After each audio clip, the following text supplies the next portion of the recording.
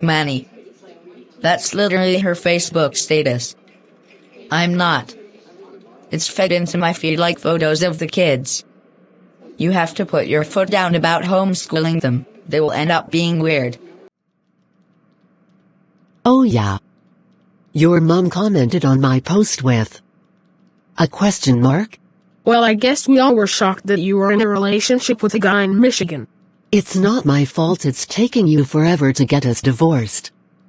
Anyway, my mom gave me money to drive up there to spend some time with Jose. No way, Jose. Are you joking? I can't tell if you're angry about Jose, or what. You should really meet him.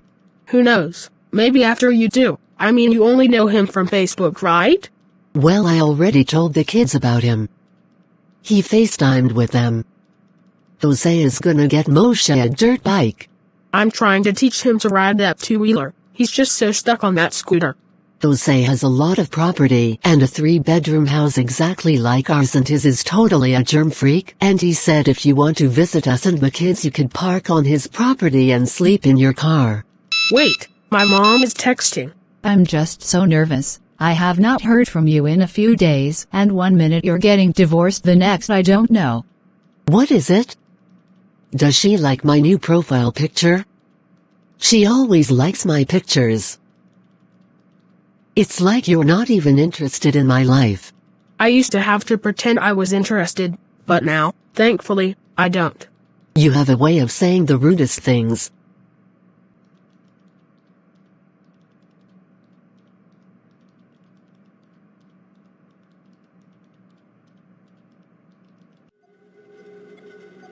Knock him, that you are working on yet another fancy and detailed-looking invention with your high-tech computers. Yep, that's my thing. Oh, Rabbi Benjamin, this is really, also known as Rabbi Kavrusa, the old, British-accented Holocaust-surviving, possible sixth Beatle. I see you entered the lab with a folder. Oh, hello. Oh no! I hope my Hitler Youth uniform doesn't ignite any flashbacks. No, it didn't. It probably won't. We have a plan to retrieve your appendix in my health, testicles before my Yanamakla diagnosis with our currently theoretical time machine. But first, Nocum wants to go back in time to assassinate Hitler before the Nuremberg laws go into effect. What? I really hate Hitler. Me, too, but what about the butterfly effect? It will be too great. And my appendix. It was removed and I have moved on, and your father's testicles were lost to cancer. You can't assassinate cancer. Well, the time machine is only theoretical. Anyways, I have already spawned 6 before the pair went bad, and you know what? Life without testicles has proven to feel much more fruitful than I could have ever hoped for with testicles. I'm smarter and more focused. You know what? Let's just use a time machine to hunt Nazis, because in this era there are no more Nazis under the age of 90 left to find, and it's nearly pathetic to hit a 90-year-old. So if we want to really enjoy the mitzvah of eradicating the memory of Amalek, and I mean with the proper kavanah, we should be excited to hunt Nazis. We have to look into the more recent past, and that could also lessen butterfly effects. I thought our special projects unit was looking into procuring a red cow. Well, I was gonna buy one, but Malcolm said that he's not convinced this was the type of cow that was red, because which shade of red is needed, and because there seems to be a lot of these red heifers, and we were thinking they should be rarer, and maybe there was GMOs. Genetic manipulation. Or Jurassic reanimation. Of course the Calzosaurus is red. What's the halakha if it has fins and scales but chews its cud? Well, I have a pressing matter for the time we are currently occupying. This file contains information on 5 acquaintances who you know who are sex offenders. We have to do something. Are you sure they are real sex offenders? Yes. I'm shocked and ashamed of my kihila, but proceed with your presentation. Rabbi does Israeli PowerPoints on a laptop with a projector. Rabbi Zion. No. Not him. Can't be. Yes, he perpetrated molestation to many of his 12-year-old male students over the decade before last. for like 9 years. He was fired when there finally was a credible witness. You know, not a Keresh, Shotar, or a minor. Isn't his wife hot? Well, wasn't his wife hot? I wish he was just a regular gay. Yes, if he was a non-molesting homosexual, at least he would be unprosecutable, because who is gonna warn sodomizers and still be invited to watch? And if one did watch the crime, and if he would testify, who would hear the testimony of such a perverted, disloyal mockery of a character? Only perverted mockeries of characters would, that's who. Just to be clear, a sodomite was someone from Sodom, and a sodomizer is a stingy sodomite. But biblically speaking, all sodomites were known to be stingy, so it makes a sodomizer a sodomizer. Maybe Knockham should cover his ears for this. He might not be ready for Leviticus 18 so early in the morning. Perhaps not. Perhaps I myself am not ready for the technical answer to my own question, either. Well, perhaps. Especially while you're trying to be an unofficial ambassador for LGBT's integration into modern Orthodox. Yes, I think it would be very modern to orthodoxly be that way and still pray to the one and only Ha-Shem. One and only Ha-Shem. I support your pursuit of pushing the boundaries of rabbinical thought for the sake of the Torah.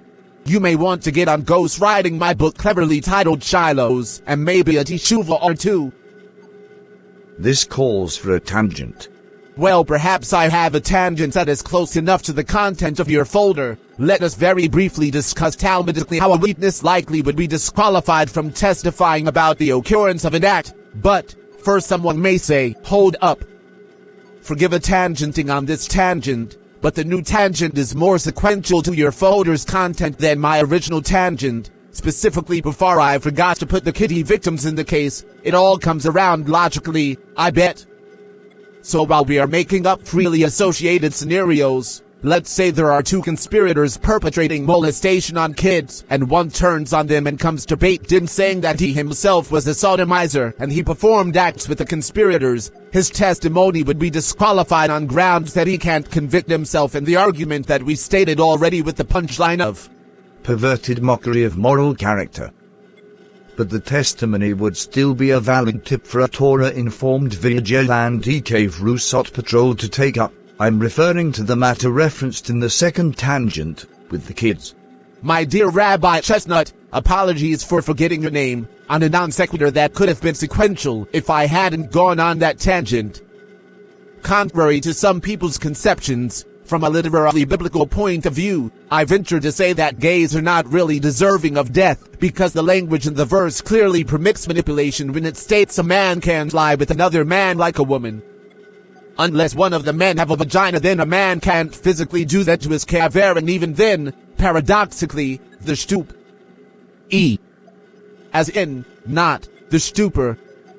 The man freakish with the vagina on himself would not be in violation, because his vagina man by definition would theoretically be a woman, or at least a she-noi. I forget the Hebrew word for hermaphroditism. I never made it to yeshiva because camps for me lasted through the end of 1946, but is it possible that this verse is outlawing an impossible circumstance to teach an esoteric lesson? Like the Benzo Eromoreh, who never actually gets caught, tried, and put to death. Because all the conditions will never get met. The rebellious son who is 12 and a half to 13 and drinks red wine and eats meat. Huh. Well, could be. That would not be unprecedented. La Misa. Though now, should a 12 and 13-year-old be restricted from Shibos Astis Plemonti? From cold cuts and chul and chuck? These are complex issues. I must draw on my memories of the learning I did during my 3-year abbreviated program in Israel. Teenage Phenom, Nukin receives a phone call while working on advanced computers and inventions stuff. Dr. Goldman is a psychologist his family has on retainer, calling to ask him/me about my mental state, as if he is expecting a dormant gene in my DNA to suddenly come alive and wreak havoc on the lives around me. It's an annual phone call. Everything is positive. Then. Good job. Greetings, You have reached catering by Sefer Ponim Yofis. Shapsa here is running a 1,000-person wedding with fancy catering staff and equipment. He is a busy man, and I cannot keep him tied up. Thank you, my good man. So you think Vince McMahon stole Amanda Bynes' car keys, hey? I know he did. I said that I saw him do it. Raph, it's your phone ringing. You got to answer it. Hello, I am not really available. I am outside of an XXX shop in the middle of nowhere. I'm with my staff. Bukowski, Manny just went to the store. I'm sorry to say that he is getting divorced. I spoke to him about doing the right thing, and he is confident that he will do the right things. I said what about the kids, and that she is attractive, but he said this isn't his choice. Well, I am just following up for my report. Everything is fine. I'll let you get back to what you were doing. Hey, Dr. Goldman. Could you hold a second? I just got this awesome lap dance. Anna. Who's Leopold Bloom? Only relative to you. Now you tip me 50. I only have $6 left. You said I had to pay 50, and I said I only have 50 and no more. So go to the ATM. I don't have money in an ATM. What the fuck? Did we not have a long conversation before they let us back here where you said your shoe is broken and you showed me and then you said let's go back there for a dance and I said but I only have $50 and you said that could. I said plus tip. What? I said I only have 50. Remember, I'm going through a divorce and trying to have it amicable and I got 2 kids, a boy 1 and a girl 1, and I like to smoke weed but I only vape because why not? Whatever. But now I feel like I'm that guy who's the asshole that cheats sex workers when I'm totally not that guy. When are you working again? Wednesday. Okay, there's like a 30% chance I come back and give you your money. I feel somewhat guilty about how you danced your heart out and your heart is set on. But I really can't afford it. So there's that. I pull up to Rabbi Abba's amusement park, Torah Island. It's off-season now, but I still almost expect to see Abba dressed like an Hasidic rabbi with beard extensions, mention 4 slow-witted kids around a full-size Ark of the Covenant. Rabbi Chestnut is presenting on the dry erase board. 2. Rabbi Flintstone is 112 years old, possibly was an active child molester for 95 years. 3. Beryl Pushka Shaker is convicted of statutory rape. He wants a care package from any charity with surplus care packages from Purim still in inventory. What the hell? Doesn't he know you sell the care mates and let the goyim keep those surplus Purim boxes to sweeten the deal so they will pay $1 for temporary metaphysical ownership of our non-perishable leaven products, though throughout the transaction to its reversal, we always keep the non-perishable stuff taped locked in our kitchen cabinets. And we throw out the perishable stuff and burn the crumbs we find with the lulavs. What a moron. Dr. Gene Oxen enters.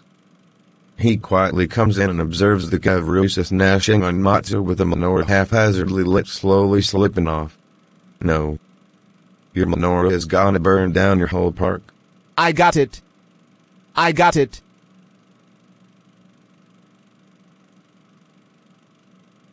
You saved my life, the life of my Kavrusa, and possibly countless other people's lives and material wealth. You are like the angel. Who's the nice, soft-spoken angel in the Torah? Well, you must be the angel Goldman. Like a Jewish leprechaun. Manashtana. There is a rabbi in Israel who celebrates the weekly Sabbath from Thursday to Tuesday. Therefore I surmise that God may appreciate me eating a little matzah with my latkes. That same night Elton, a private investigator, come to David's house. David gives me $15,000 for the full PowerPoint presentation about his family members, and I read the slides to him and play music so he could feel satisfied with the experience and so he will hire me in the future. Millie, short for Malava Malka, Abba's favorite meal in her family, or shown. She is David's older sister. I also show photos of a guy with Raph at a bar, smoking cigars and drinking beer. Also, Comical photos of Raph with another nice-looking male staff member painting a room with other kids with disabilities. Raph is my oldest brother and he is disabled. Manny. Then the slideshow gets to Manny selling vape cartridges at my pizza store, driving with Raph, at home with 2 kids, and one of him getting divorced. Then Knocklem the prodigy inventor who is the youngest. Then Shabsy, the second to youngest waiting tables, and Ema driving a white Mercedes working in social work looking very serious at a red light.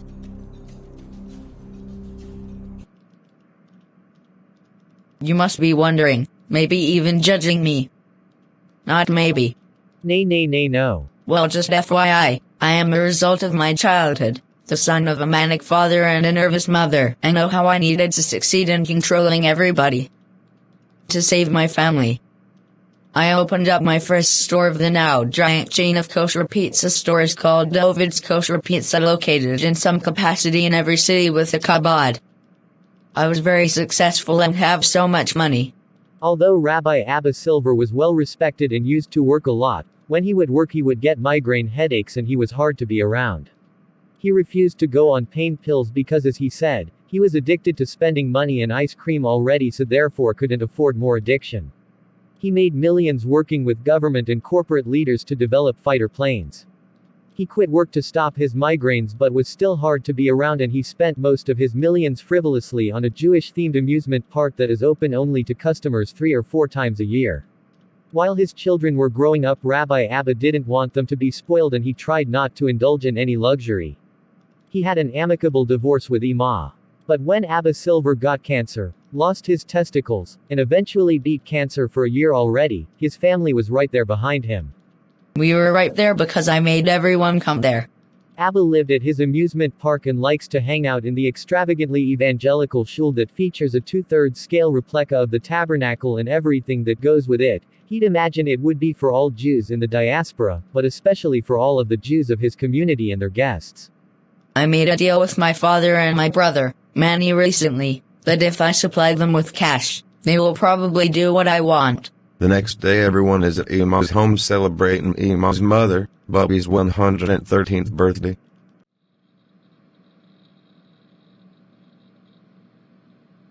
Happy birthday, Bubby Frumpy. Thank you. Raph is giving a of our Torah in honor of the psychiatrist successfully approving our sanity for David's morale and edification. In honor of today, I want to say, the Torah is from Hashem. Every word is important. Just like everyone is important. May Hashem, God, bless all of us to be like that. Amen. Or Amen. Ma. David just declared that everyone in the family will continue to be afforded some access to his kosher pizza mogul money. It's so nice. What? I said it's so nice. Shapsy is serving the meal, and everyone is sitting around. Perry Como was giving out haircuts to the clergy of his hometown, and Zadie Shmeshi was clergyman in those days. William Shatner once gave me a haircut. I guess it feels like 5 years since I stopped having the compulsion to tell Abba that he made that story up and accidentally thought it was true.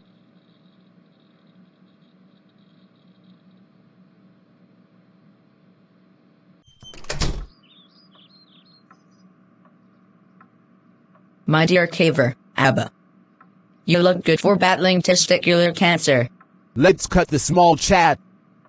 I hear you're supposed to be on probation in Florida. Yes, but you got to believe I didn't do anything. Let's cut the dreck. You know that I know the phone number to the police. I just drove up all night to see you in your tabernacle, when you left me that message. I thought you wanted to support me emotionally. I'm not trying to emotionally support. I guess I wanted to confront you about those bad actions you did in the past, but I didn't know about it till now, and justice is very important. Reb Zion. We are gonna kill you. What? No killing. The world is built on kind acts, charity, and prayer. We're gonna reform you. You could confess and pound on your heart. We'll donate some money to Boy Scouts of America, not to draw attention. You could take care of your family with the money you earn in an Israeli quarantined kibbutz diesel sweatshop for perpetrators in your exact demographic. We in the rabbi world jokingly call it an Urei mitlot, but you got to get out of town. But I'm innocent. And I was out of town, on probation in Florida. Please, I don't want to see your face again after I extend to you a courtesy tremble before God, if you'd wish.